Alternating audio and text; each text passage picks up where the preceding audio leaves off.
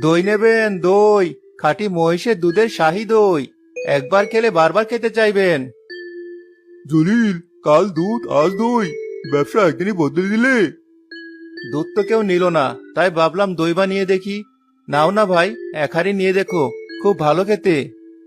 না ভাই, মহিষের দুধের দই আগে কখনো খাইনি। কেমন টক না মিষ্টি হবে কে জানে, থাক। দেখে তো ভালোই লাগছে, কিন্তু স্বাদ কেমন হবে কে জানে, যদি পয়সাটা জলে যায়। আরে ভাই, পয়সা জলে যাবে কেন? কথা দিচ্ছি, ভালো না লাগলে পয়সা ফেরত। আবার নতুন দোকান খুলে বসেছ জলিল ভাই? মহিষের দুধের দই? হা হা হা। মানুষ যা খায় না, তুমি তাই বেচতে আসো? তুমি নিজের চরকায় তেল দাও কাশেম, আমার চিন্তা তোমায় করতে হবে না। আরে, আমি তো তোমার ভালোর জন্যই বলছি। এই দই খেয়ে যদি গ্রামের লোকের পেট খারাপ হয়, তখন কিন্তু মোড়ল তোমাকেই ধরবে। কাশেম ভাই ঠিকই বলেছে, অচেনা জিনিস খেয়ে কাজ নেই। চলো, আমরা চলে যাই। কাশিমের কথা শুনে বাকিদেরও মনে সন্দেহ জেগে ওঠে। কেউই দই কিনতে সাহস পায় না।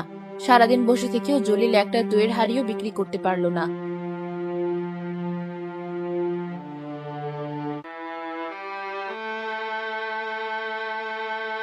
কি হলো? আজকে কিছু বিক্রি হলো? না রেহানা, একজনও কিনলো না। সবাই ভয় পাচ্ছে, স্বাদ কেমন হবে, খেলে যদি অসুখ হয়। কাশেম সবার কান ভারী করে দিয়েছে। তাহলে এখন উপায়? রোজ রোজ এত দুধের দই বানিয়ে কি হবে? আমি আর পারছি না রেহানা, আমার ভাগ্যটাই খারাপ। সৃষ্টিকর্তা একদিকে দেন তো আরেকদিকে কেড়ে নেন। আমি কাল থেকে আর বাজারে যাব না। বাবা, তুমি এখনই হার মেনে নিচ্ছ? হার মানা ছাড়া আর কি পথ আছে রে মা? একটা পথ আছে। মানুষ তো কিনতে চাইছে না, কারণ তারা এর স্বাদ জানে না। আমরা যদি সবাইকে একদিন বিনামূল্যে দই খাওয়াই। বিনামূল্যে? বলিস কি তুই? এতে তো আমাদের আরো লোকসান। লোকসান কিভাবে হলো? দই তো ঘরে পড়ে থেকেও নষ্ট হচ্ছে। তার চেয়ে মানুষ খেয়ে যদি এর স্বাদ বোঝে, তাহলে তো লাভ। একবার স্বাদ মুখে লেগে গেলে দেখবে পরের দিন থেকে কেনার জন্য লাইন পড়ে যাবে।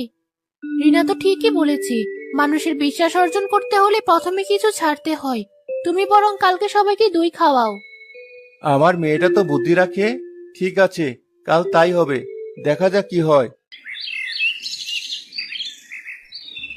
আসুন ভাই সব, এদিকে আসুন। আজ আমার পক্ষ থেকে আপনাদের জন্য সামান্য আয়োজন, খাঁটি মহিষের দুধের দই। সবাই একটু খেয়ে দেখুন। গ্রামের মোড়ল বাজারের এক কোণে জলিলের এমন হাক ডাক শুনে তার কাছে যায়। কি ব্যাপার জলিল, হঠাৎ খাওয়া দাওয়ার আয়োজন?